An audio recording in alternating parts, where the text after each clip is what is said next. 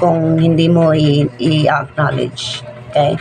Pero ito po ang sinasabi kong conversation natin.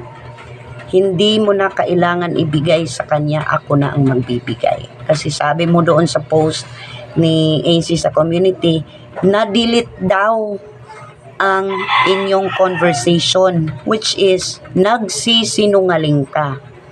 Oo, na-delete daw ang conversation natin. Wala ka daw maipakita. Nagsisinungaling ka kasi meron pa tayong conversation. Roll VTR.